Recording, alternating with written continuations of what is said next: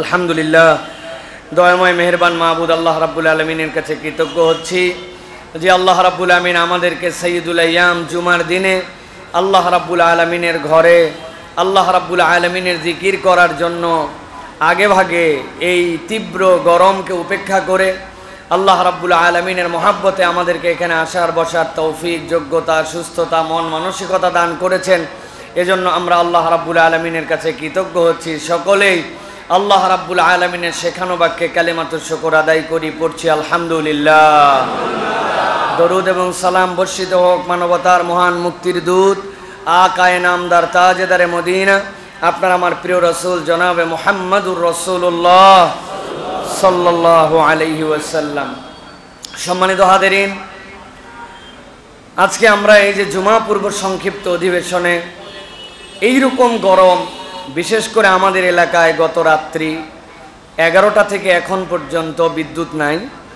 এটার কারণে আমাদের এলাকায় একটা মানবিক বিপর্যয় হয়ে গেছে। একরকম বাচ্চা কাচ্চা ত্রাহি ত্রাহি অবস্থা, পানি নাই কোনো বিল্ডিংয়ে, এমনকি কেনার জন্য যে পানি সেই পানি পর্যন্ত এলাকায় সংকট। এমন একটি অবস্থাতে আল্লাহ রাব্বুল আলামিন তার দ্বীনকে পছন্দ করে এইরকম গরমকে উপেক্ষা করে মসজিদে এরকম 11টার আগেই ভরপুর হয়ে আল্লাহর কথা শোনার জন্য এখানে আসার মতো যে আমাদেরকে মন মানসিকতা দিলেন, এটা ন্যূনতম ইমানের দাবি, ইমানের ভালোবাসা ছাড়া এইটা আসলে সম্ভব নয়। আল্লাহ রাব্বুল আলামিন এই জন্য বান্দাদের কাছে সবচেয়ে বেশি ইমানকে দামি বানিয়েছেন। যেই বান্দার কাছে ইমান সবচেয়ে বেশি মূল্যবান হবে, ওই বান্দার কাছে দুনিয়ার বাকি বিষয়গুলি তেমন কোনো বিষয় হবে না। এই জন্য আমাদের সবচেয়ে আগে আমাদের জীবনে একটা জিনিসকে মূল্যায়ন করতে হবে, যে আমাদের দুনিয়াবি বিপর্যয়, দুনিয়াবি ঝামেলা, দুনিয়ার নানান অপ্রাপ্তি থাকবে, কিন্তু আল্লাহ একটা চূড়ান্ত প্রাপ্তি আমাদেরকে দিয়েছেন, সেটি হচ্ছে আমাদের ঈমান। এই ঈমানের মূল্যায়নটা আমাদের সবচেয়ে বেশি করা দরকার। বান্দা যখন ঈমানের মূল্যায়নে আল্লাহর কৃতজ্ঞ বান্দা হবে, তখন বান্দার অন্য বিষয়গুলি আরও সহজ হয়ে যাবে। বান্দা যদি মনে করে যে আমার খাদ্যের অভাব, আমার আরামের অভাব, আমার উমুক অশান্তি, কিন্তু আল্লাহ যত কিছুই থাক না কেন, রব্বুল আলামিন তুমি আমাকে দৌলতে ঈমান দান করেছো। আমার পাশাপাশি এমন কতকগুলা ফ্যামিলি আছে, একই সাথে আমরা বড় হয়েছি, যারা অন্য ধর্মাবলম্বী, একই সাথে বড় হয়েছি, তাদেরও বিয়ে হয়েছে, আমাদেরও বিয়ে হয়েছে, আমাদেরও বাচ্চা হয়েছে, তাদেরও বাচ্চা কাচ্চা হয়েছে, তাদের ফ্যামিলির থেকেও মারা যাওয়ার পরে তাদেরকেও শেষ কৃত্য করে তাদেরকে তাদের জীবন অবসান হয়েছে, আমাদেরও হয়েছে। কিন্তু পাশাপাশি দুইজন, একজন ইমানওয়ালা আর একজন ইমান ছাড়া। ইমানদার যদি ইমান নিয়ে কবরে যায় নিশ্চিত জান্নাতের পথযাত্রী, আর বেঈমান সে দুনিয়ায় যে অবস্থানেই থাক না কেন যদি ইমানহীন কবরে যায় তাহলে সে তো জাহান্নামী। আল্লাহ আমার কি এমন যোগ্যতা ছিল যে তুই পাশাপাশি দুই বাড়িতে থাকার পরেও তুমি আমাকে ইমানের ফ্যামিলিতে দিছো, আর সেই ব্যক্তিটা আমার সাথে পাশাপাশি 50, 60, 70, 100 বছর থেকেও ইমান পাইল না। বান্দা যখন একবার এই মূল্যায়ন নিজের হৃদয়ে করবে, আল্লাহ যে বলছেন লা ইন শাকারতুম লা আযীদান্নাকুম, এইটার সর্বোচ্চ লেভেল হচ্ছে ইমানের জন্য আল্লাহর কাছে কৃতজ্ঞ হওয়া, যে আল্লাহ তুমি আমাকে মুসলিম বানাইছো, তুমি আমাকে মুমিন বানাইছো, আল্লাহ তুমি আমাকে দ্বীনের উপরে রাখছো, ন্যূনতম হেদায়েতের রাস্তায় আমি চলি। এই ফিলিং যদি বান্দার হৃদয়ে আসে, আল্লাহ তার বাকি নিয়ামত বাড়াই দিবেন, সুবহানাল্লাহ। কিন্তু আমরা কিন্তু অপ্রাপ্তি বেশি খুঁজি ভাই, কি পাইলাম না, এর হিসাবের কোনো শেষ নাই। আমার উস্তাদ আব্দুল্লাহ জাহাঙ্গীর রহিমাহুল্লাহ বলতেন এই কথা, মাঝে মাঝেই বলতেন, এই দারুস সালাম মাহফিল অন্তত 20 বার বলছেন, তোমাদেরকে যদি বলা হয় একটা তালিকা করো আজকে সকাল থেকে এই পর্যন্ত অপ্রাপ্তি কি, ওই ব্যক্তি বলবে ভাই খাতা কলম ছাড়া সম্ভব না, এত পরিমাণ আমার অপ্রাপ্তি। বাড়ির থেকে বউয়ের সাথে গন্ডগোল, বাচ্চা কাচ্চা কথা শোনে না, শরীরে ব্যারাম, আরাম নাই, যা কামাই করি তাতে চলে না, অফিসের বস খারাপ, কর্মচারী খারাপ, আমার পরিবেশ খারাপ, ভাল লাগে না, বাসে উঠবো সিরিয়াল পাই না, উঠলেও ভিতরে সিট পাই না, ভাড়া বাইরে গেছে, বাজারে গেলে বাজার গরম, পরিবেশ গরম, যে খাবার কিনে আনতেছি টাকা দিয়ে ওর মধ্যে বিষ, ওর মধ্যে যেটা এটা কি 1 নম্বর না 2 নম্বর, আবার বাড়িতে আসলাম, আসার পরে বউয়ের সাথে খ্যাস খ্যাস, ভাই জীবনটা শেষ ভাই, তেজপাতা হয়ে গেছে, বলে না ভাই? ওই লোককেই যদি বলা হয় আজকে সকাল থেকে এই পর্যন্ত তোমার প্রাপ্তির একটা তালিকা বলো, ও হাত দিয়া খুঁজে পায় না, কি প্রাপ্তি আর বুঝলামই না তো, কোথায় কোনো ডাইনে বামে কিছুই খুঁজে পাই না। কিন্তু ওকে যদি বলা হয় রাত্রে যে ঘুমিয়ে গেছিলে, সকালবেলা এই চোখটা তোমার আর খুলবে না, চোখটা আটকাই গেছে তোমার, বাকি দুনিয়ার সব তোমার ঠিক হয়ে যাবে, খালি চোখ দুটা তোমার অন্ধ, তখন টের পাবে। আরে বলে কি, চোখ দিয়ে দেখতে পাই। সকালবেলা উঠার পরে দেখছে পা দুইটা অবশ হয়ে লুলা হয়ে গেছে, বউরে ডাক দিচ্ছে, বউ বাথরুম তো অনেক জোরে লাগছে, বাথরুমে তো যেতে পারি না, আমার কাঁধে ভর দাও, হাত দাও দিয়ে আমারে বাথরুমে নিয়ে যাও। না না, আমার পা তো ঠিকই চলে, হাতটা দিয়ে ফ্ল্যাশটা করতে পারি, বাম হাত দিয়ে শৌচ কাজ করতে পারি, মুখটা দিয়ে খাইতে পারি, নাকটা দিয়ে নিঃশ্বাস নিতে পারি, নিজের জামাটা নিজে পরতে পারি, কারো সহযোগিতা লাগতেছে না। তখন টের পায় বান্দা যে আল্লাহর কত নিয়ামত আমাদের চারপাশটাকে ঘেরাও করে রাখছে, কিন্তু আমরা নিয়ামত খুঁজে পাই না, আমরা শুধু অপ্রাপ্তি খুঁজে বেশি পাই, ঠিক কিনা? এই জন্য প্রিয় ভাইয়েরা, যেই বান্দা তার জীবনে প্রাপ্তির তালিকা বাড়াতে পেরেছে, আল্লাহর কৃতজ্ঞতা বোধে আবদ্ধ হতে পেরেছে, আল্লাহ ওই বান্দার নিয়ামত বাড়ায় দেন। আপনারা আরবির এই আয়াতে কারিমা যদি খেয়াল করেন, আল্লাহ রাব্বুল আলামিনের কোনো দরকার আছে যে আল্লাহ রাব্বুল আলামিন বলছেন লা ইন শাকারতুম লা আযীদান্নাকুম, আল্লাহর কেন নুনের উপরে শকিলা দেওয়া লাগবে? এখানে দরফাইলে মুস্তাকবিলের উপর আল্লাহ কেন শকিলা দিচ্ছেন? আল্লাহ যেই আল্লাহ রাব্বুল আলামিন ইযা আরাদা শাইআন ইয়াকুল লাহু কুন ফায়াকুন, কুনও বলতে হয় না, এটা আল্লাহ বুঝানোর জন্য বলছেন, আল্লাহকে কুন বলে কাজ করতে হয় না, আল্লাহ ইচ্ছা করলেই হয়। সেই রব্বুল আলামিন বলছেন তুমি কৃতজ্ঞ হও, আমি আল্লাহ গ্যারান্টার হলাম, আমি অবশ্যই অবশ্যই তোমার নিয়ামত বাড়াবো। সুবহানাল্লাহ। কিন্তু বান্দা বড় বেশি অকৃতজ্ঞ, আমরা কৃতজ্ঞতার থেকে দূরে চলে গেছি। এই জন্য প্রিয় ভাইয়েরা, আসুন আমরা আল্লাহ রাব্বুল আলামিনের কৃতজ্ঞ বান্দা হওয়ার চেষ্টা করি। আল্লাহ রাব্বুল আলামিন যেন আমাদের নিয়ামতগুলোকে বাড়ায় দেন, বলেন আল্লাহুম্মা আমিন। আমি নিজে ব্যক্তিগতভাবে আপ্লুত হয়েছি। আলহামদুলিল্লাহ, আমরা খুতবায় আমাদের মুসল্লিরা আগে ভাগে আসেন আলহামদুলিল্লাহ 9টা 9:30, কিন্তু আজকে যে গরম, আজকে যে পরিবেশ, আজকে যে মহল্লার অবস্থা, আমি চিন্তা করছিলাম 10-15 মিনিট একটু কথা বলে তাড়াতাড়ি করে শেষ করে দেবো, বিদ্যুৎ নাই, আইপিএস ফেল, সব শেষ। মসজিদে এসে দেখি সুবহানাল্লাহ, মসজিদে পা ফেলার জায়গা নাই। এটা দ্বীনের মোহাব্বত, এটা ইমানের ভালোবাসা। আল্লাহ যেন এই ভালোবাসাকে গ্রহণ করে আমাদের দুনিয়া আখিরাতে আল্লাহ যেন কল্যাণ দান করেন, বলেন আল্লাহুম্মা আমিন। আমি দীর্ঘ কথা আজকে বলবো না প্রিয় ভাইরা, কয়েকটা প্রশ্ন আছে, এইগুলোর উত্তর দিব, আর ছোট্ট একটা জানা হাদিস আপনাদের, এই হাদিসটা আবার আপনাদের কাছে স্মরণ করায় দিয়ে ইনশাআল্লাহ আমরা শেষ করে দিব আজকের আলোচনা। প্রিয় ভাইরা, আমি একটা আয়াতে কারিমা তেলাওয়াত করেছি, সূরা নজমের 31 নম্বর আয়াতে কারিমা। এই আয়াতে কারিমার মধ্যে আল্লাহ রাব্বুল আলামিন বলছেন, দুনিয়ার মানুষ তুমি পূর্বেই আসো আর পরেই আসো, কিয়ামতের ময়দানে তোমার আমলনামা ভালো হোক আর খারাপ হোক, আল্লাহ রাব্বুল আলামিনের কাছে তোমাকে দাঁড়াতে হবে এবং আল্লাহ রাব্বুল আলামিনের কাছে তোমাকে হিসাব দিতে হবে।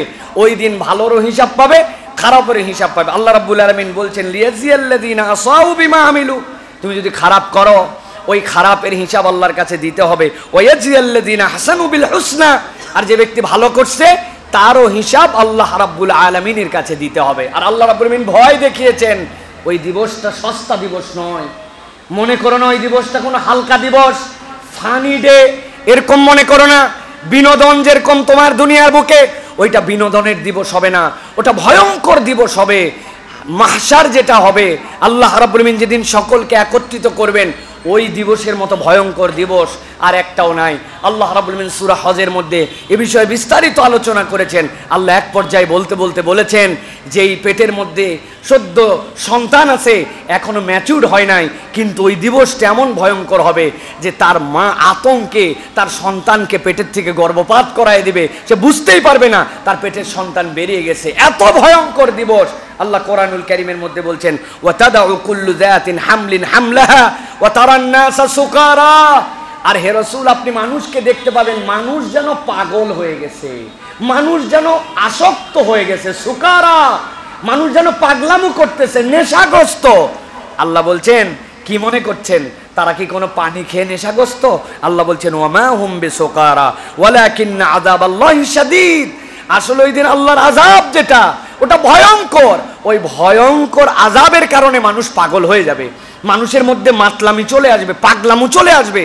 আল্লাহ বলছেন ওই দিবস যেই দিবসের ব্যাপারে আয়েশা রাদিয়াল্লাহু তাআলা আনহা রাসূলুল্লাহ সাল্লাল্লাহু আলাইহি ওয়াসাল্লামের কাছে এসে বলার পরে হযরত আয়েশাকে রাসূলুল্লাহ সাল্লাল্লাহু আলাইহি ওয়াসাল্লাম বলছেন, আয়েশা, ওই দিবসে কারো গায়ের মধ্যে কোনো বস্ত্র থাকবে না, সব মানুষ বস্ত্রহীন হয়ে যাবে।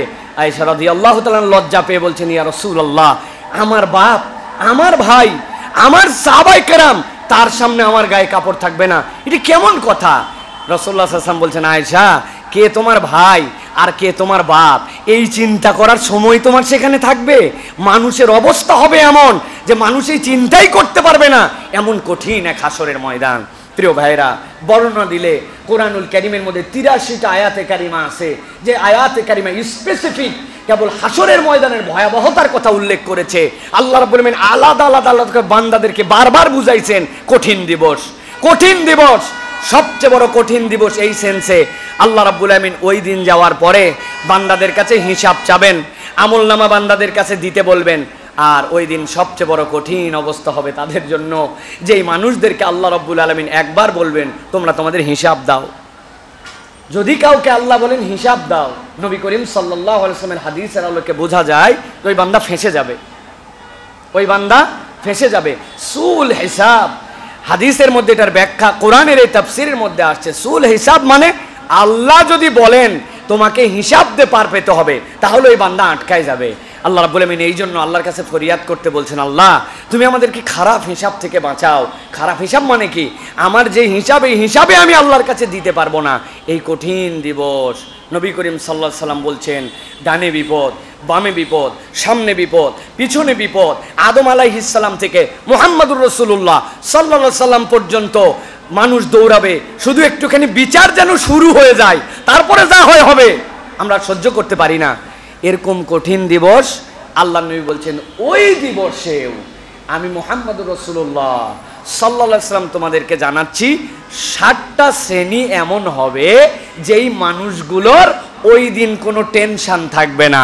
আল্লাহ রাব্বুল আলামিন তাদেরকে এমনভাবে আল্লাহ রাব্বুল আলামিনের কাছে রাখবেন যে ওই মানুষগুলো মৃদু কণ্ঠে, হাসিস আরবিতে বলা হয় একজন আরেকজনের সাথে কানে কানে যে কথা বলে, হাসিস, একটু ফিস ফিস করে, ভাই কেমন আছেন, ভালো আছেন, অবস্থা কি আপনার? আমার অবস্থা ভালো। এই যে মানুষ কেবল একজন আরেকজনের শুনতে পাচ্ছে, আল্লাহ বলছেন তাদেরকে আল্লাহ এত ভিআইপি মর্যাদায় রাখবেন যে পুরা কিয়ামতের ময়দান বিপর্যস্ত, কিন্তু এই মানুষগুলো একটা মৃদু ফিসফিসানি কণ্ঠও শুনতে পাবে না।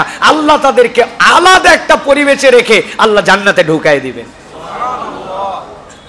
ওই জান্নাতে যাওয়ার আগে নবী করিম সাল্লাল্লাহু আলাইহি ওয়াসাল্লাম বলছেন ৬০টা শ্রেণীকে আল্লাহ রাব্বুল আলামিন তার আরশে আজিমের ছায়া দিবেন, যেই দিন আল্লাহর ছায়া ছাড়া আর কোনো ছায়া থাকবে না। এই হাদিস জীবনেও শুনেননি এরকম এখানে একজন লোকও নাই, ঠিক কিনা ভাই? সবাই জানি আমরা, কিন্তু কোরআন আমাদেরকে বলছে ফাযাক্কির ফাইন্না যিকরা তানফাউল মুমিনিন ফাইন্না যিকরা।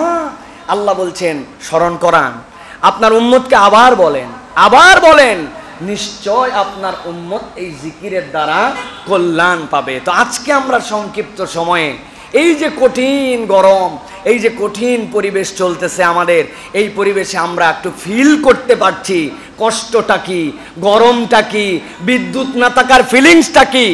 ওই জন্য আমি মনে করছি ছায়ার দামটা আজকে একটু হৃদয় অনুভব করা যায়।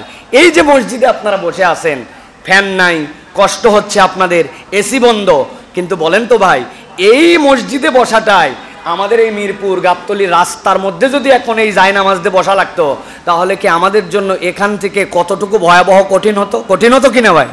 বুঝে থাকলে বলেন কঠিন হতো কিনা? তাহলে আমরা গরমে আছি, কষ্টে আছি একটু, কিন্তু রাস্তার মধ্যে উন্মুক্ত খোলা রোদ মাথার উপরে পড়ার থেকে এই ছাদের ছায়াটা আমাদের জন্য তৃপ্তিদায়ক, ঠিক কিনা? ঠিক বুঝেন, কিয়ামতের ময়দান বিপদ। আল্লাহ রাব্বুল আমিন বলছেন ওই দিন আল্লাহর ছায়া ছাড়া কিচ্ছু থাকবে না, আর ৭ শ্রেণীর লোককে আল্লাহ নিজ দায়িত্বে ছায়া দান করবেন।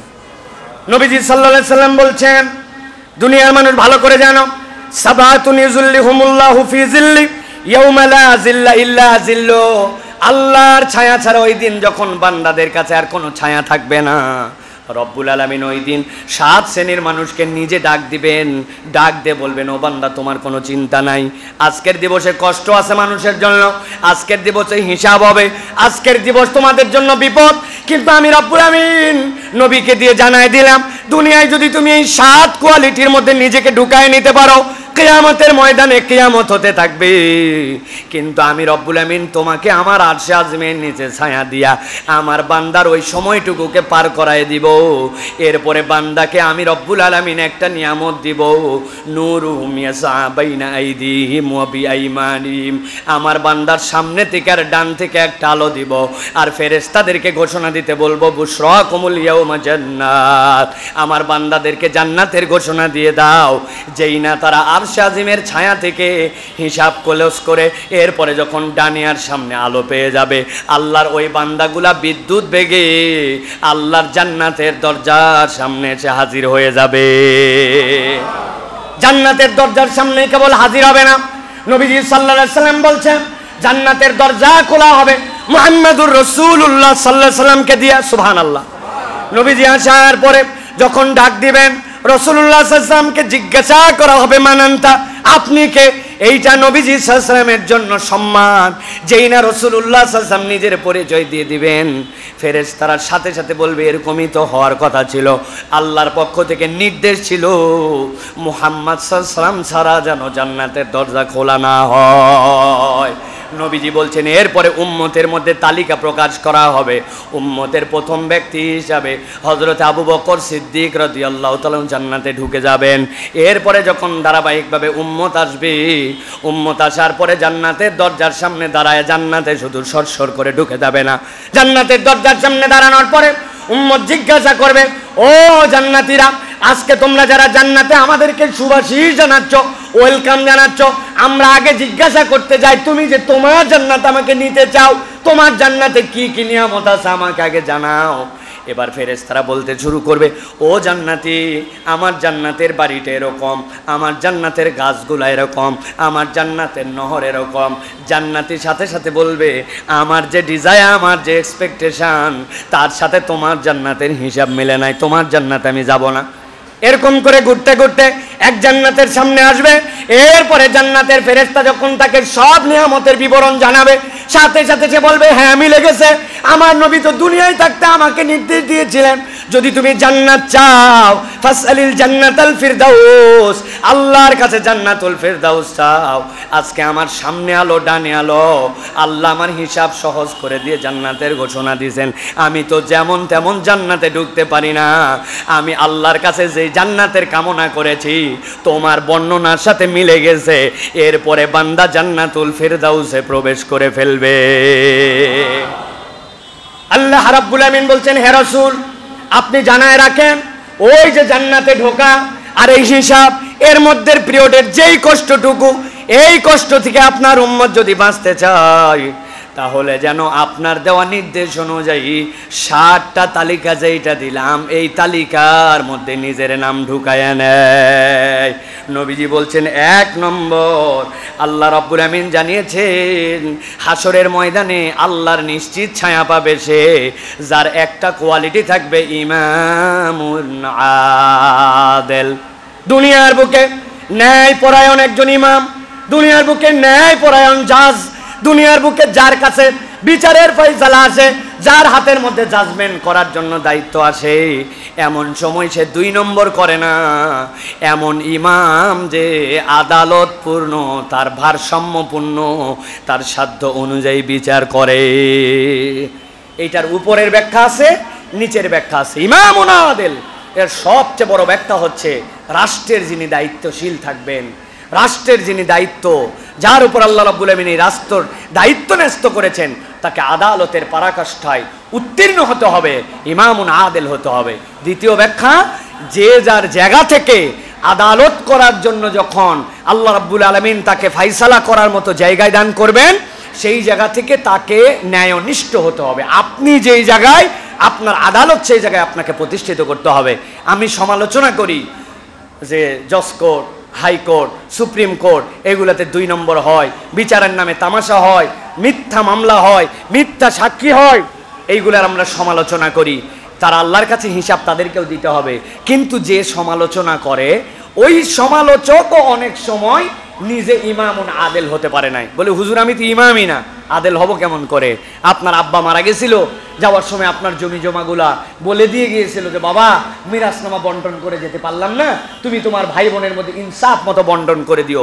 উনি এমন ইনসাফ করছে, 50 বছর বাপ মরা পার হয়েছে, আজ পর্যন্ত বোন জমি ঠিক মতো বুঝে পায় নাই। এরকম ইনসাফ করা লোক আমাদের মহল্লায় আছে না ভাই? বাংলাদেশে আছে তো ভাই না? হজের পরে হজ করে ফেলছে, বিরাট বড় তিনি ইনসাফকারী। সরকারের জমির উপরে সানসেট ঠেলে বের করে দিছে, বাউন্ডারি ওয়াল ঠেলে বের করে দিছে, মসজিদের আবার আজীবন দাতা সদস্য আছে না ভাই? কি ইনসাফ উনি করছে আপনি জানেন না প্রিয় ভাইরা। ইমামুন আদেল, ইমামুন আদেল মানে কেবল ওই রাষ্ট্রপতি আর কেবলমাত্র বিচারপতি নয়, তারা সর্বোচ্চ লেভেলের। কিন্তু আল্লাহ আপনাকে যেই জায়গাতে বিচার করার মতো জায়গা দিয়েছে ওই জায়গাতেও আপনাকে আদালত করতে হবে প্রিয় ভাইরা। অতএব যে যার জায়গা থেকে, রাসূলুল্লাহ সাল্লাল্লাহু আলাইহি ওয়াসাল্লামের কাছে একজন সাহাবী আসছে, এসে বলছে ইয়া রাসূলুল্লাহ, আমার এই ছেলেটাকে আমি খুব পছন্দ করি, আমার ছেলের জন্য আমি একটা খাদেম রেখে দিছি। নবীজি বলেন এদিকে আসো, তোমার ছেলে মেয়ে কয়জন? বলে ইয়া রাসূলুল্লাহ আলো ছেলে আছে। বলে তুমি কি তোমার সব ছেলের জন্য খাদেম রাখছো? বলে না ইয়া রাসূলুল্লাহ। বলে হয় সকল ছেলের জন্য খাদেম রাখো, না হলে এই ছেলের যে খাদেম এটাকে সরাই দাও, নচেত তুমি তোমার সন্তান হওয়ার পরেও, তোমার টাকায় খাদেম রাখার পরেও তুমি তোমার সন্তানদের মধ্যে আদালত কায়েম করতে পারো নাই। সুবহানাল্লাহ। কি বিচার, কে ন্যায় নিষ্ঠতা! রাসূলুল্লাহ সাল্লাল্লাহু আলাইহি ওয়াসাল্লাম এটা আমাদেরকে শিখিয়েছেন। অতএব আমার যে জায়গাতে আদালত কায়েম করার মতো একটু প্লেস থাকবে, একটু পরিবেশ থাকবে, আপনাকে মনে রাখতে হবে আমাকে ইনসাফ কায়েম করতে হবে, 2 নম্বর করার কোনো সুযোগ নাই। এটা যদি করি, আল্লাহ রাসূল সাল্লাল্লাহু আলাইহি ওয়াসাল্লাম বলছেন হাসরের ময়দানে তোমার টেনশন করতে হবে না, আল্লাহর ফেরেশতা তোমার হাত ধরে নিয়ে এসে আল্লাহর আরশে আজিমের ছায়ার নিচে তোমাকে বসায় দিবে। সুবহানাল্লাহ। অতএব প্রিয় ভাইয়েরা, এই যে আদালত করার মানসিকতা, ইনসাফ করার মানসিকতা, এটা হৃদয়ের মধ্যে ধারণ করে নিতে হবে প্রিয় ভাই। নিজেদের আত্মসমালোচনা করতে হবে, আমার কোন জায়গায় গ্যাপ আছে, আমি আসলে 2 নম্বর এরকম কিছু করে ফেলছি কিনা। এরকম যদি না হয় তাহলে আল্লাহর কাছে আমাদেরকে ধরা খেতে হবে প্রিয় ভাই। আল্লাহ আমাদেরকে বোঝার তৌফিক দান করেন, বলেন আল্লাহুম্মা আমিন। 2 নম্বরে সংক্ষেপে বলছি, আল্লাহ রাসূল সাল্লাল্লাহু আলাইহি ওয়াসাল্লাম বলছেন ওয়াশাবুন নাশা ফি ইবাদাতিল্লাহি তাআলা। আর এমন যুবক, যেই যুবক তার যৌবন কালটাকে আল্লাহ রাব্বুল আলামিনের ইবাদতের মধ্যে নিমজ্জিত রেখেছিল। সুবহানাল্লাহি ওয়া বিহামদিহি।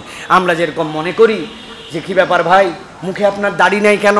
কি ব্যাপার ভাই, এখন পর্যন্ত আপনি নামাজ কালাম পড়েন না কেন? কি রে ভাই, আপনি এখন পর্যন্ত মসজিদ মুখী হলেন না কেন? বলে আমার আব্বা বিয়ার পরে, আমি হওয়ার পরে 40 বছর হওয়ার পরে আমার ফ্যামিলিতে নামাজ পড়ছে, আল্লাহ দিলে এখনো বয়স হয় নাই, বয়স হওয়ার পরে এরপরে আমিও নামাজ কালাম ধরবো।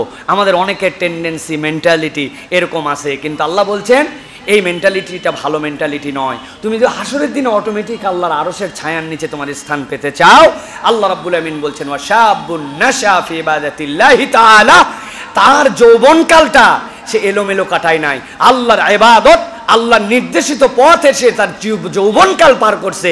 ওই যুবকের কোনো চিন্তা নাই, ওই যুবক যখনই মারা যাক আল্লাহ রাব্বুল আলামিন আরশে আজিমের ছায়ার নিচে ওই যুবকের জন্য জায়গা দিয়ে দিবেন। সুবহানাল্লাহ।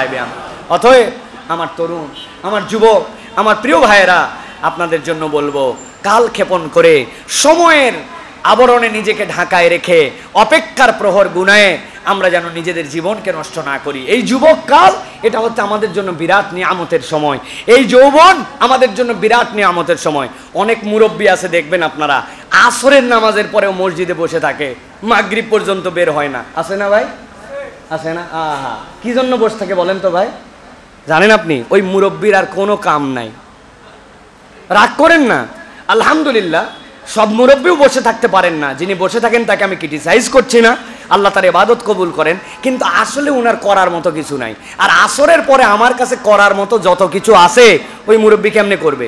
কিন্তু আল্লাহর বান্দা ওই সময় দিয়েছে আল্লাহর জন্য, সে আল্লাহর জন্য তার সময়কে, ডেডিকেটেড সময়কে আল্লাহর জন্য সে ওয়াকফ করে দিছে। মুরব্বী একটা বাড়ির থেকে এখন মসজিদে থাকায় তার কাছে ভালো লাগে, এই জন্য রমজান মাসে শেষে এতেকাফ করে। আরেকটা ইয়াং রমজানের শেষ দিনে তার বাজার আছে, সদাই আছে, তার চুল কাটা আছে, তার আধুনিক পোশাক কেনা আছে, ঈদ মার্কেটিং আছে, সবগুলাকে বাদ দিয়া ওই যুবক আল্লাহর জন্য ডেডিকেটেড হয়ে ওই যুবক মসজিদের মধ্যে এসে রমাদান মাসে আল্লাহর জন্য ইতিকাফ পালন করছে, এটা এত সোজা কাজ নয়। আল্লাহর নবী বলছেন এটা এমন কাজ যেই কাজের বিনিময়টাও সোজা নয়। যেই যুবক আল্লাহর জন্য তার যৌবনের ইবাদতে ব্যয় করছে, আল্লাহ আরশে আজিমের নিচে তার জন্য একটা ছায়ার স্থান সংরক্ষণ করবেন। সুবহানাল্লাহ। এই জন্য আমার প্রিয় তরুণ, আমার প্রিয় যুবক, ইবাদতের যেইগুলা ফরজ এইগুলো কখনো ছাড়বেন না। দুইটা ইবাদত তরুণদের জন্য গুরুত্বপূর্ণ, দুইটা, মাত্র দুইটা। এক নম্বর সালাত, আর 2 নম্বর বাপ মায়ের কথা শোনা। বাকি ইবাদত সবগুলো আপনার জন্য আর ইবাদতই নাই তো আপনার জন্য। আর হিসাব মিলাই দেখেন, আপনি এখনো এমন পরিমাণ কামাই করেন নাই যে আপনার যাকাতের হিসাব বের করতে হবে। আপনি এখন পর্যন্ত এমন পরিমাণ এঙ্গেজমেন্ট আপনার অন্য জায়গায় হয় নাই যে যেইগুলোতে আপনার অধীনস্থদের বাস বিচারে এই সের মধ্যে যেতে হবে। আপনার ইবাদতই দুইটা, আজান হয়েছে, মসজিদের সাথে আপনার সম্পর্ক, আপনি নামাজ ছাড়েন না। আর 2 নম্বর ওয়াকাদা রাব্বুকা আল্লা তা'বুদু ইল্লা ইয়্যা ওয়া বিল ওয়ালিদাইনি ইহসানা, বাপ মায়ের কথা শুনে চলেন। এই দুইটা নিয়ম যদি আপনি আপনার 18 থেকে শুরু করে 35 পর্যন্ত আপনার লাইফে প্র্যাকটিস করতে পারেন, আল্লাহ আপনার জীবনকে বিরাট রঙিনভাবে উদ্ভাসিত করে দেবেন ইনশাআল্লাহ। এইটা আপনার জন্য লাগবে প্রিয় ভাইরা। তরুণরা একটু খেয়াল করে দেখেন, কথায় বললেই তো স্যারের কথা মনে হয়। আব্দুল্লাহ জাহাঙ্গীর রহমাতুল্লাহ বলতেন যে আমার কাছে এসে অনেকেই বলে যে স্যার আমি তো পরিবারকে না জানায় বিয়ে করে ফেলছি, আমি পরিবারকে না জানায় কোর্ট ম্যারেজ করে ফেলছি, এখন আমার এই বিয়ে বৈধ না অবৈধ? স্যার বলেন যে ওই ছেলেটার দিকে তাকায়া আমার মনের মধ্যে বড় মায়া হয়। কেন মায়া হয়? বলবেন ও বিয়ে করে ফেলছে এই জন্য মায়া হয়। বলে না, দেখো এই ছেলেটা এমন একজনের সাথে সম্পর্কিত হয়েছিল, সম্পর্কটা তার হারাম ছিল, সম্পর্কটা তার অবৈধ ছিল, কিন্তু পারিপার্শ্বিকতায় সে একটা গুনার মধ্যে পড়ে গেছে। কিন্তু তার সমাজ, তার পরিবার, তার আব্বা, তার ফ্যামিলি, তার বন্ধু কেউ তাকে ইমানের পথে উৎসাহিত করে নাই। ওর ভিতরে একটা ইমানের বাতি আছে যেটাতে মনে হয়েছে সম্পর্কিত হয়েছি, কিন্তু আমি যদি তার সাথে শারীরিক সম্পর্কে লিপ্ত হই, বিবাহ পরিবর্তে পূর্ববর্তী যদি তার সাথে আমি তার বেডে চলে যাই, তাহলে তো আমি জেনাকার হয়ে যাব। এখন সে তার কামনা আছে ভিতরে, কিন্তু তার ইমান তাকে একটু উস্কায় দেয় যে না এই কাজ করিস না, অন্তত পক্ষে বিয়ে কর, বিয়ে না করলে তুই বাঁচবি না। পরিবার কিরকম বেহায়া, আমাদের পরিবার এক পর্যন্ত জানতো ছেলের অবস্থা কি, কার সাথে ঘোরে, পরিবার কিছু বলে নাই, করুগা। কিন্তু যেই না সে বিয়ে করে ফেলছে বৈধটা, এখন পরিবার তাকে মানবে না, নিবে না, ত্যায্য করে দিবে। অথচ সে যে ইমানের দাবিটা দেখাইছে এটা সমাজ তাকে সাপোর্ট করে নাই, আল্লাহ তার ইমানের নূর দিয়ে তাকে এই পর্যন্ত হেদায়েতের রাস্তায় রেখেছে। স্যার বলেন ফতুয়া পড়ে, আগে তুমি এই বাস্তবতাটা কল্পনা করো। প্রিয় ভাইরা, এই জন্য বলবো এই সমাজ, এই আশপাশের পরিবেশ কেউ আমাদের বন্ধু না, কেউ আমাদেরকে সাপোর্ট করে না। আপনার সাপোর্ট হচ্ছে আপনার কোরআন, আপনার ইসলাম, আপনার ইমান। এই হেদায়েত যদি হৃদয়ে ধারণ করতে চান, এই দুইটা আমল বাদ দিবেন না। নামাজ এনিহাউ আপনাকে আদায় করতেই হবে, আর বাপ মায়ের কথা শুনতে হবে। বাপ মা এমন একটা কথা বলছে আপনার পছন্দ হয় না, ভাল লাগে না, আনস্মার্ট লাগে, চুল কাটা তারটা যেই স্টাইল বলে আমার পছন্দ হয় না, জামা কাপড় যেমনি পরতে বলে, সন্ধ্যার পর বাড়িতে আসতে বলে, সকাল সকাল একটু উঠতে বলে, বাড়ির মধ্যে একটুখানি বাড়ির থেকে খারাপ বন্ধু বান্ধবের সাথে ঘুরতে মানা করে, একটাও আমার মনের সাথে মিলে না। কি বুঝবে বাপ মা? 40 বছর আগের বাপ মা, এখনকার দুনিয়া বোঝে নাকি? হ্যাঁ, এখনকার কিরকম করে চলতে আপনার মনের মধ্যে উস্কায় এগুলা। কিন্তু আপনি দাঁতে দাঁত চেপে বাপ মায়ের সাথে বেয়াদবি করেন নাই, তাদের কথার উপরে কথা বলেন নাই, তাদের কথাটা মেনে নিছেন। আপনার নিজের চোখ দিয়ে পানি পড়ে গেছে অন্তত যে বাপ মা এটা কি বলে, এটা কথা কিনা। আপনি যদি মেনে সহ্য করে নিতে পারেন, আর যদি আপনি আল্লাহ রাব্বুল আমিনের সালাতকে কন্টিনিউ করতে পারেন, আপনি লিখে নেন, মোবাইল বের করে কাগজ কলম নাই, নোটের মধ্যে লিখে রাখেন আজকের ডেট তারিখ সহ। আপনার বয়স যদি আজকে 15 থেকে হয়, আপনি যদি এটা 35 বছর পর্যন্ত কন্টিনিউ করতে পারেন, আল্লাহ আপনাকে হেদায়েতের উপরে রাখবে, জীবনে আপনি বিভ্রান্ত হবেন না ইনশাআল্লাহ। এটা আল্লাহ রাব্বুল আমিনের দেওয়া নিয়ামত। অতএব আল্লাহ রাব্বুল আমিন বলছেন যে এই যুবক তার যৌবনটা আল্লাহর ইবাদতের মধ্যে পার করে দিছে। আল্লাহ রাব্বুল আলামিন ওই বান্দার জন্য কিয়ামতের ময়দানে, হাসরের দিনে আল্লাহ রাব্বুল আলামিন তার আরশে আজিমের ছায়ার নিচে তাকে জায়গা দিয়ে দিবেন। 3 নম্বরে আল্লাহ রাসূল সাল্লাল্লাহু আলাইহি ওয়াসাল্লাম বলছেন ওয়া রাজুলুন কলবুহু মুআল্লাকুম বিল মাসাজিদ ফিল মাসাজিদ, আল্লাহ নবী বলছেন এমন একজন ব্যক্তি যেই ব্যক্তিটা তার অন্তরটা তার শরীরের মধ্যে যদিও থাকে, কিন্তু ওই ব্যক্তির সাথে মসজিদের সম্পর্ক এমন, নামাজের সম্পর্ক এমন, এমন ভালো লাগার সম্পর্ক, ও নামাজ পড়ে বেরিয়ে যায় কিন্তু মসজিদে মুখী তার অন্তর থাকে, আবার কখন সালাতের ডাক আসবে। ব্যবসা করে, বাণিজ্য করে, দুনিয়াদারি করে, সব করে, কিন্তু অন্তরের মধ্যে তার মসজিদের সাথে একটা সম্পর্ক আছে। ফজরের আজানের আগে অ্যালার্ম দিয়ে রাখছে, কিন্তু তার আগে 3 বার ঘুমের মধ্যে তার ঘুম ভেঙে যায়। ওঠার পরে ঘড়ির দিকে তাকায় দেখে ফজরের ওয়াক্ত হলো কিনা, মিস হয়ে গেল কিনা। এই ভাবটা যে তার অন্তরের মধ্যে ঢুকে গেছে, মসজিদের সাথে তার সম্পর্ক। আল্লাহ নবী বলছেন যে মসজিদের সাথে তার দিল জুড়ায় দিবে আল্লাহ রাব্বুল আমিন হাসরের ময়দানে আরশে আজিমের নিচে তার জন্য ছায়ার ব্যবস্থা করে দিবে। মসজিদমুখী মানুষ, হৃদয়টা তা আল্লাহর ঘরের সাথে সম্পর্কিত। আল্লাহর ঘরে আসার অজুহাত খোঁজে না, আসার অজুহাত খোঁজে না। বান্দা সব সময় মসজিদে জামাতের সাথে সালাত আদায় করে। রাসূলুল্লাহ সাল্লাল্লাহু আলাইহি ওয়াসাল্লাম বলছেন এইটা আল্লাহর আরশে আজিমের ছায়াপ্রাপ্ত দলের মধ্যে অন্তর্ভুক্ত।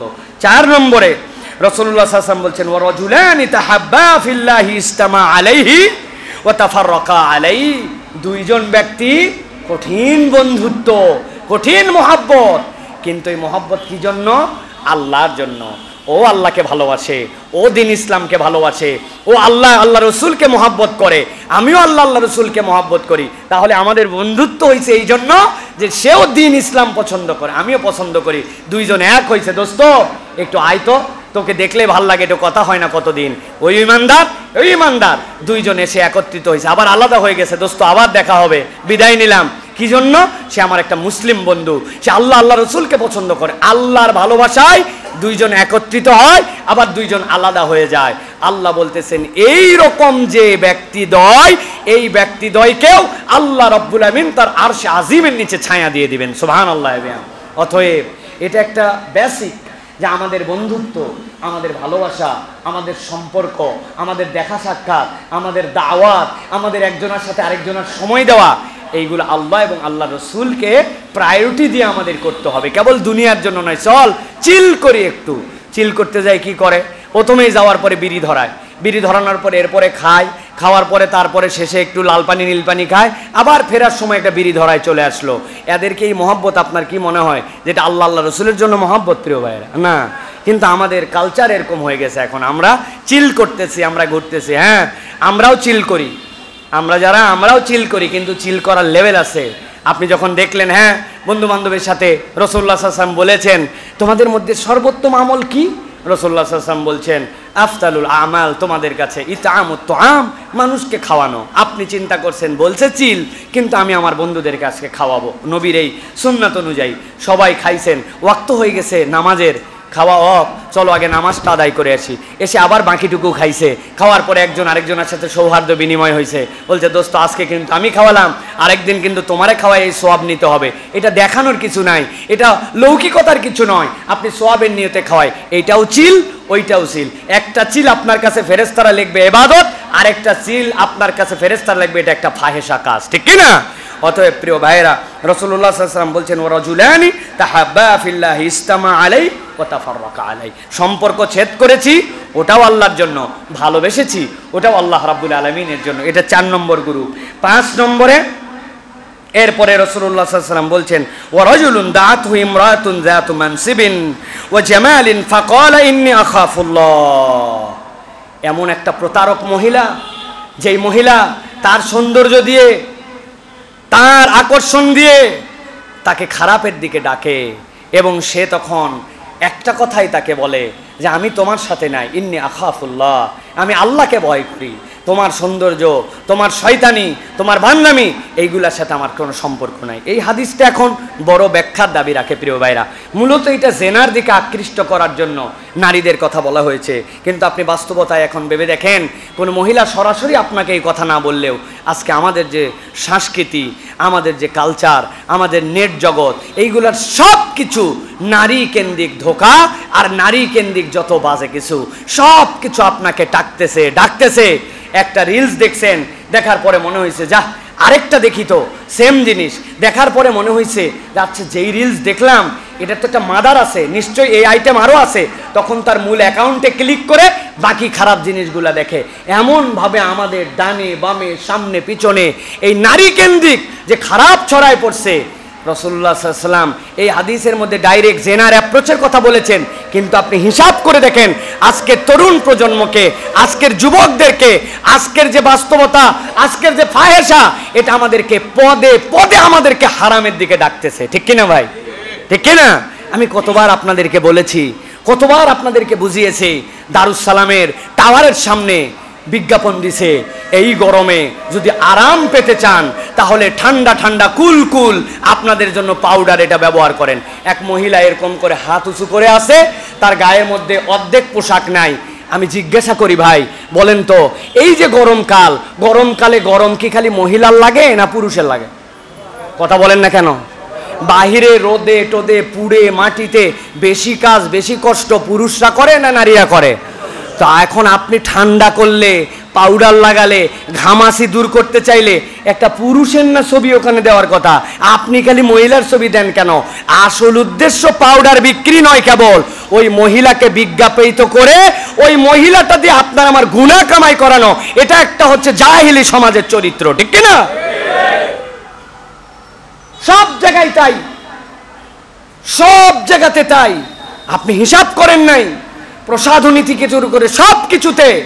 ওই যে জাকির নায়েক একবার বলছিলেন না যে BMW গাড়ি বিক্রি হবে, ওই BMW গাড়ির সামনে দুইটা স্বল্প বসনা নারী, তার হাতের মধ্যে লেখা আছে লেটস ড্রাইভ হার। তো উনি জিজ্ঞাসা করছেন চালাবো কাকে, এই মহিলা না গাড়ি? তুমি BMW গাড়ির বিজ্ঞাপন করতেছো কিন্তু লেখছো লেটস ড্রাইভ হার। এটা আমার কথা নয়, জাকির নায়েকের কথা। যে ওই মহিলাটা আপনি কেন দাঁড় করাইছেন?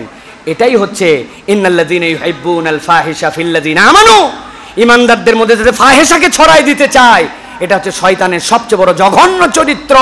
শয়তান চরিত্র নষ্ট করতে চায় এই নারী দিয়ে, নারীবাদ দিয়ে।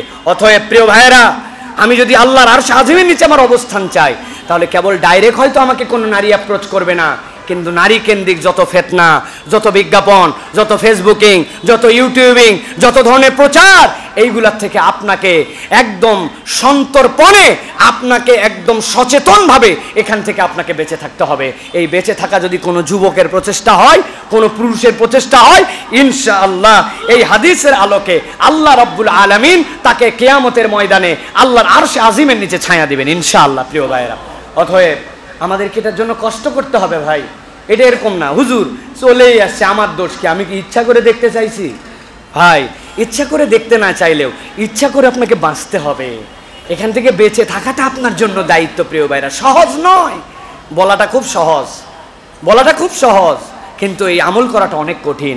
অতএব এই নারী এবং নারী কেন্দ্রিক ফিতনা, এখান থেকে আমাদেরকে বেঁচে থাকতে হবে। আল্লাহ আমাদেরকে বেঁচে থাকার মতো তৌফিক দান করুক, বলেন আল্লাহুম্মা আমিন। এরপরে রাসূলুল্লাহ সাল্লাল্লাহু আলাইহি ওয়াসাল্লাম বলছেন, ওয়া রাজুলুন তাসাদ্দাকা বিসাদাকাতিন ফাআখফাহা হাত্তা লা তা'লামা শিমালুহু মা তুনফিকু ইয়ামিনুহু। এমন একজন দানবীর, যেই দানবীর কেউ চাইলে দান করে কিন্তু সে তার দানটাকে গোপন রাখে। কেমন গোপন? আল্লাহর নবী বলছেন ডান হাতে দান করে বাম হাত টের পায় না। সুবহানাল্লাহ, বাম হাত টের পায় না।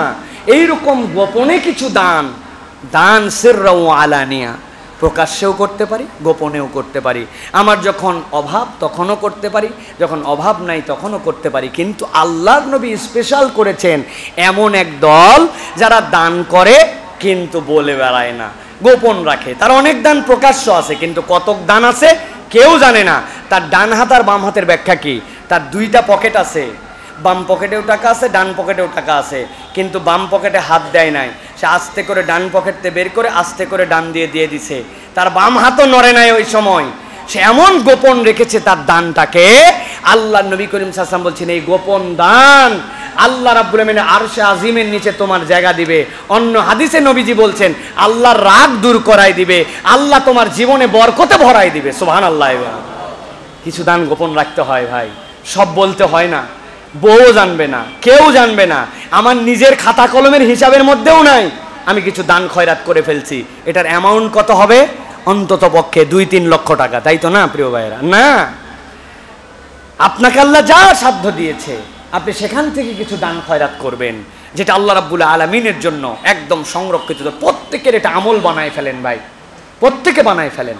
10, 20, 50, 100 সপ্তাহে আমার এমন দান থাকবে, কাউকে বলবো না, আমার হিসাবের তালিকার মধ্যে থাকবে না, কেউ জানবে না, চুপচাপ দিয়ে দিব একবারে। আশপাশে আগে দেখে নিব কেউ আছে কিনা, নাই, বাস আল্লাহ এটা তোমার আর আমার হিসাব, এটা আমার হালাল কামাই থেকে। আমি স্টুডেন্ট মানুষ, এই টাকা দিয়ে আমি চা খেতে পারতাম, এই টাকা দিয়ে আমি অন্য কিছু করতে পারতাম। এই 10 টাকা আমার বাপ মা আমাকে দিছিল, আমার বাপ মাও জানে না বা আমার কাছে হিসাবও নিবে না এই টাকাটা আমি কোথায় ব্যয় করছি। যা চুপ করে এর মধ্যে আল্লাহর জন্য দিয়ে দিলাম, মসজিদে দিয়ে দিলাম, ভালো কাজে দিয়ে দিলাম, একটা অভাবগ্রস্ত চেয়েছিল তাকে দিয়ে দিলাম। আল্লাহ রাব্বুল আলামিন আপনার এই ছোট্ট আমল সবচেয়ে বেশি এটা সহজ কবুল হয়ে যেতে পারে। আল্লাহ আপনার এটার কারণে আরশে আজিমের নিচে ওই হাসরের দিনে জায়গা দিয়ে দিবেন। সুবহানাল্লাহ। আপনি বিবেচনা করেন সবচেয়ে সহজ এইটা, বাকিগুলোর তুলনায় এটা সবচেয়ে সহজ। কারণ আপনার যা সাধ্য আছে, আল্লাহ কেন পরিমাণ নির্ধারণ করেন নাই, আল্লাহ দিন কাল নির্ধারণ করেন নাই, যুবক কাল না দুর্বল কাল, বয়সকাল না এই কাল, গরিব না বড় লোক, আল্লাহ নির্ধারণ করেন নাই। এমন দান ডান হাত দিছে বাম হাত জানে না, আল্লাহ রাব্বুল আলামিন কবুল করে ওই দানের বিনিময়ে আপনাকে আরশে আজিমের নিচে দিবেন। সুবহানাল্লাহ। আল্লাহ রাব্বুল আলামিন আমাদেরকে এটা তৌফিক দান করেন। সর্বশেষ রাসূলুল্লাহ সাল্লাল্লাহু আলাইহি ওয়াসাল্লাম বলছেন, ওয়া রাজুলুন যাকারাল্লাহা খালিয়ান ফাফাদাত আইনা। এমন ব্যক্তি, আল্লাহ নবী সাল্লাল্লাহু আলাইহি ওয়াসাল্লাম বলছেন, আরশে আজিমের নিচে রব্বুল আলামিন ফেরেশতা থেকে তাদেরকে খুঁজাবেন, খুঁজায় খুঁজায় ফেরেশতাদেরকে তাদেরকে জায়গা দেওয়াবেন। এমন ব্যক্তি, যেই ব্যক্তি এমন সময় উঠেছিল যেই সময় দুনিয়া ঘুমাইছিল, ডানের লোক জানে না, স্ত্রী জানে না, পরিবার জানে না, একা একা আল্লাহর জন্য দাঁড়ায় গেছে। দাঁড়ানোর পরে হাসরের দিনের কথা চিন্তা করছে, নিজের আমল নামার দিকে তাকাইছে, নিজের গুনাহ খাতার কথা মনে করছে, আর সাথে সাথে মনে করছে আল্লাহ সামান্য একটু 40 ডিগ্রি তাপমাত্রা, এইটা সহ্য করতে পারি না। কয়েল ধরানোর জন্য ম্যাচ ধরাইছিলাম, ম্যাচ ডান হাতে আছে, কয়েলের দিকে খেয়াল চলে গেছে, কয়েলটা ধরে কি ধরে না, ধরে কি ধরে না, জ্বলতে জ্বলতে ম্যাচের কাঠিটা এসে 2 হাতের মধ্যে অল্প একটুখানি গরম লাগাই দিছে, হাতের এখানে ফোঁসা পড়ছে, এখানে ফোঁসা পড়ছে, ফেলে দেওয়ার সাথে সাথে কানের লতিতে হাত দিয়ে ঠান্ডা নেওয়ার চেষ্টা করছে। আল্লাহ সামান্য একটু আগুনের একটা ছোট্ট একটুখানি মিলি সেন্টিমিটার, এইটা আমার চামড়ার সাথে লাগলে আমার সহ্য হয় না, গরম আমার সহ্য হয় না। আয় রব্বুল আলামিন, ওই দিন যাওয়ার পরে আমি কেমনে তোমার সামনে দাঁড়াবো, কেমনে আমার বিচার ফায়সালা হলে জাহান্নামে যাব। আয় রব্বুল আলামিন, তুমি জাহান্নামের স্রষ্টা, তুমি জান্নাতের স্রষ্টা। বান্দা আল্লাহর জন্য ভয় করে এরকম করে দাঁড়ায় গেছে, আর চোখ দিয়ে দরদরায় পানি পড়ে। সিজদার মধ্যে যাওয়ার পরে মাথা উঠায় না, আল্লাহর কাছে বলে সুবহানা রাব্বিয়াল আলা। এই রব, আমার 1000 গুনাহ থাকলেও আমার কপাল এখন মাটির সাথে লাগানো, আর মাটির সাথে লাগায় তোমারে আমি কি বলছি রব, সুবহানা রাব্বিয়াল আলা। তোমার বান্দার মাথা যখন একদম মাটিতে, একদম নিচে, তখন ঘোষণা দিয়েছে আমার রব সবচেয়ে উপরে। ওই বান্দার চোখ দিয়ে পানি পড়ে, আল্লাহ বলছেন ফাফাদাত আইনাহু, নবী বলছেন তার চোখ দিয়ে দরদরায় পানি পড়ে আল্লাহ রাব্বুল আলামিনের জন্য। যেই চোখ দিয়ে আল্লাহর ভয়ে পানি পড়ে, আল্লাহর জন্য কাঁদে, আল্লাহ বলছেন এই ব্যক্তিকে রব্বুল আলামিন হাসরের দিনে কষ্ট দিবেন না। আল্লাহর আরশে আজিমের নিচে এই ব্যক্তিকে ফেরেশতা খুঁজে নিয়ে এসে আরামের ব্যবস্থা করে দিবে। আমাদের অন্তরগুলা শুকায় গেছে প্রিয় ভাইরা, চোখ দিয়ে পানি আসে না। খেয়াল করে দেখেন, আমরা আর্টিফিশিয়াল দোয়া, এই দোয়াতে আমাদের অন্তর কাঁদে না। এই জন্য আল্লাহর জন্য একটু সময় বের করতে হবে, আল্লাহর জন্য একটু কাঁদাকাটি করার জন্য চেষ্টা করতে হবে, একটু নিজের জীবনের রিয়ালাইজেশন দাঁড় করাতে হবে, ভেবে ভেবে একটু মাঝে মাঝে এই জন্য একা একা ইবাদত করতে হয়, মাঝে মাঝে একটু গোপনে ইবাদত করতে হয়, তাছাড়া চোখের পানি আসে না। আল্লাহর জন্য আল্লাহ রাব্বুল আলামিনের কাছে একটু দাঁড়াতে হয়। মসজিদের এক কোনায় আমি চলে গেছি, মাদ্রাসার ছাত্র সকলের সাথে ইবাদত হয় না, টুপ করে উঠে পড়ছেন, কেউ জানে না, উঠে কোনার মধ্যে একটু গামছাটা ফেলে দিয়ে আল্লাহর কাছে 2টা রাকাতে দাঁড়ায় গেছে, আল্লাহ আমি তোমার জন্য এলেম অন্বেষণকারী, আমি তালেবে এলেম, রব্বুল আলামিন তোমার জন্য আমার হৃদয়টাকে নরম করে দাও। হাসরের দিনে তোমার কাছে আমি কেমনে দাঁড়াবো, আমাকে তুমি একজন ভালো মানুষ হিসাবে কবুল করে নাও আল্লাহ, আমাকে তুমি তোমার দ্বীনের বুঝটা আমার অন্তরের মধ্যে দিয়ে দাও। আল্লাহুম্মা নাওবির কলবি বিনূরি মাআরিফাতিকা আবাদানি। আল্লাহ আল্লাহ তুমি তোমার এলেমটা নূর, ওই এলেমটা আমার অন্তরের মধ্যে দিয়ে দাও। আল্লাহর জন্য একটু কাঁদেন, কেবলমাত্র পড়ালেখা করে ভালো ওস্তাদের পিছনে পড়ে আর সব সময় খালি তাকরার করে আপনার এলেম হয় না। এলেমগুলি আল্লাহ রাব্বুল আলামিনের কাছে কেড়ে নিতে হয়, চেয়ে নিতে হয়, কেননা ইলমুন নূরুম মিনাল্লাহ, এই নূরটা আল্লাহর কাছ থেকে আসে, ওর জন্য অন্তরকে প্রস্তুত করতে হয়। আল্লাহ রাব্বুল আলামিনের রাসূল বলছেন তুমি তোমার জন্য এটা করছো, আর আল্লাহ তোমার জন্য আরশে আজিমের নিচে ছায়ার ব্যবস্থা করে দিবেন। সুবহানাল্লাহ। অতএব প্রিয় ভাইয়েরা, এই 7 শ্রেণীর অন্তর্ভুক্ত আমাদেরকে হওয়ার জন্য চেষ্টা করতে হবে। আবার আপনাদের কাছে একটু রিমাইন্ডার করাই দেই। 1 নম্বরে, আমার যেখানে জাজমেন্ট করার জায়গা আছে সেখানে আমাকে নীতির পরাকাষ্ঠার সর্বোচ্চ রূপ আমাকে দেখাতে হবে। 2 নম্বরে, যুবক বয়সে ইবাদত। 3 নম্বরে, মসজিদের সাথে সম্পর্কিত অন্তর। 4 নম্বর, আল্লাহর জন্য ভালোবাসা, আল্লাহর জন্য বিচ্ছেদ। 5 নম্বর, এমন নারী, এমন কুকর্মের দিকে আহ্বানকারী সে এটার সাথে যায় না, বরং আল্লাহ রাব্বুল আমিনকে ভয় করে। এরপরে রাসূলুল্লাহ সাল্লাল্লাহু আলাইহি ওয়াসাল্লাম বলছেন, এমন একজন ব্যক্তি যে দান করে, তার ডান হাতে দান করে, বাম হাত জানতে পারে না, মানে সে গোপনে আল্লাহর কাছে দান করার অভ্যাস করে। আর সর্বশেষ, এমন একজন ব্যক্তি যে আল্লাহর ভয়ে তার চোখ দিয়ে পানি পড়ে, আল্লাহ রাব্বুল আমিনের কাছে রোনাজারি করে, এই চোখের পানি তার জন্য জাহান্নামের আগুনকে ঠান্ডা করে দিবে, আল্লাহর আরশে আজিমের নিচে তাকে থাকার ব্যবস্থা করে দিবে। আল্লাহ এই 7 শ্রেণীর ভিতরে আমাদেরকে অন্তর্ভুক্ত হওয়ার তৌফিক দান করুন, বলেন আল্লাহুম্মা আমিন। প্রিয় ভাইয়েরা, এবার 2-3টা বিষয়ের দিকে আপনাদের একটু মনোযোগ আকর্ষণ করব।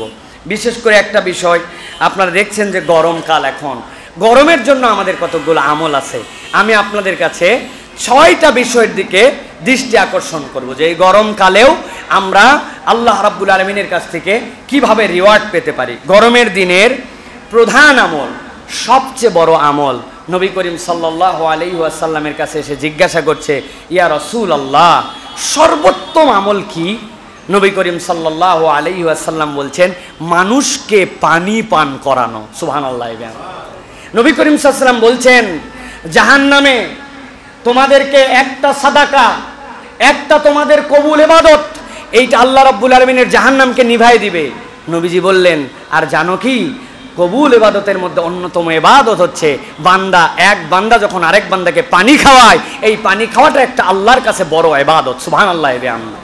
পানি তো সকলের বাড়িতে আছে, আমি তাহলে পানি কেমনে খাওয়াবো? কৌশল অবলম্বন করতে হবে প্রিয় ভাইরা।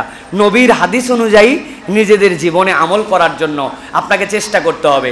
আপনার বাড়িতে একটা 5 লিটারের জার্কিং আছে, 10টা লেবু কিনে নিয়ে গেছেন, হাফ কেজি চিনি নিয়ে গেছেন, যাওয়ার পরে একটু ফ্রিজের থেকে 2টা লিটার পানি ওর সাথে মিশাইছেন, মিশে আপনি দারুস সালামের রাস্তার সামনে আসছেন, 1 টাইম গ্লাস দিয়া আমার সিএনজিওয়ালা ভাই যাচ্ছে, আমার পথিক যাচ্ছে, আমার যেই লোকের হয়তো বাড়িতে পানিও আছে সেও যাচ্ছে, আপনি তাকে 10 জনকে আমার নবী বলছে এই সময় পানি খাওয়ানো, দেখবেন ওই মানুষটা পানি খাবে আর আপনার জন্য দোয়া করবে, তার অন্তরের মধ্যে তৃপ্তি আসবে। এইটা একটা অন্যতম গুরুত্বপূর্ণ ইবাদত। আপনার বাড়িটা যদি রাস্তার পাশে হয় আর যদি সুযোগ থাকে, বাড়ির মধ্যে থেকে একটা ফ্রেশ পাইপ বের করেন, বের করে একটা কল লাগাই দেন, কল লাগাই ওখানে লিখে দেন এটা বিশুদ্ধ ফিল্টার পানি, আপনি বিশ্বাসের সাথে এই পানিটা খেতে পারেন, হে পথিক আপনি এটা লাগাই দিয়েছেন, একজন মানুষ একটু পানি খাইলো, সুবহানাল্লাহ, আপনার জন্য সওয়াব হয়ে গেল। আপনার জানলার পাশে ছোট্ট একটু জায়গা আছে, একটা বাটি আছে, বাটিটা বের করে দেন, দিয়ে ওর মধ্যে একটু পানি দিয়ে রাখেন, একটা পাখি এসে খেতে পারে। শাহিন ভাইয়ের দোকানের সামনে কুকুর ঘুরে, আমাদের 18-20টা কুকুর আছে, আমাদের বলতেছে এই জন্য আমার ওয়াইফ প্রত্যেক দিন রাত্রেবেলা এদের জন্য খাবারের ইন্তজাম করে। এগুলো হচ্ছে আমার 18টা কুত্তা, একই কালার সবগুলা, বাইরে থাকে, আপনারা দেখবেন এই মহল্লায় ডিস্টার্বও করে খুব, কিন্তু এদের সবগুলাকে আস্তে আস্তে করে আমরা নিয়ন্ত্রণে আনার চেষ্টা করেছি। এই যে সে এটা খাওয়ায়, এই সময় কুকুরের জিহ্বা বেরিয়ে গেছে, আপনি প্রাণীটার জন্য একটা বালতির মধ্যে একটু পানি দিয়ে দিয়েছেন, এসে পানিটা খেয়ে নিছে। পানি খাওয়ানো প্রাণীকে, এটা হচ্ছে গরমের ইবাদত। শীতকালে আপনি চাইলেও এই শরবত দিয়ে আপনি মানুষকে খাওয়ায় তৃপ্ত করতে পারবেন না। অতএব একটা বোতল আপনি পানি মুখে লাগাই খেলেন না, 1 বোতল আমার না হলেও চলে, পেয়ে গেছি আমি 1 বোতল না, আমি একটু উঁচু করে খেলাম, কারো অস্বস্তি হতে পারে এই জন্য। যদিও মুসলমানের এই ঝুঁটা নিয়ে আমাদের কোনো অসুবিধা নাই, কিন্তু আমি অর্ধেক খেয়ে বললাম ভাই আপনি একটু খান ভাই। 8 বোতল 3 জন মিলে খেলাম, একটা বোতল আমি কিনছি, বাসের সামনে পিছনে কে আছে তাদেরকে আরেকটা বোতল দিলাম, সওয়াব কামাই করার জন্য। এটা হচ্ছে আল্লাহ রাসূল সাল্লাল্লাহু আলাইহি ওয়াসাল্লামের দেখানো গরমের একটা ইবাদত। আল্লাহ আমাদেরকে তৌফিক দান করুন, বলেন আল্লাহুম্মা আমিন। লজ্জা পাওয়ার কিছু নাই, আমি আমার বাড়ির থেকে শরবত বানাই, মহল্লায় খাওয়াই, দারুস সালামে খাওয়াই, ওইখানে যায় খাওয়াই, মানুষ কি বলবে? ও ভাই, মানুষ কি বলবে? কিয়ামতের দিনে যাওয়ার পরে এটা হিসাবে আসবে না, আমল নামা কিয়ামতের দিনে কি বলবে, ওটা হচ্ছে আমার মূল বিষয়, ঠিক কিনা? অতএব এই গরমের দিনে এটা একটা ইবাদত। 2 নম্বরে নফল সালাত, এই সময় সালাত পড়তে মন চায় না, যত দ্রুত বের হয়ে যাওয়া যায়।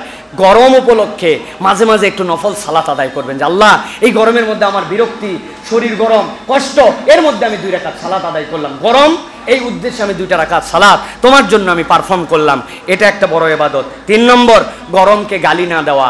এটা আমাদের খুব বাজে অভ্যাস। গরমের বাচ্চা গরম, শালার গরম শেষ হয় না। আছে না ভাই? বুঝানোর জন্য বললাম, তাছাড়া তো আপনি বুঝবেন না যে গরমকে আবার গালি দেয় কেমন করে।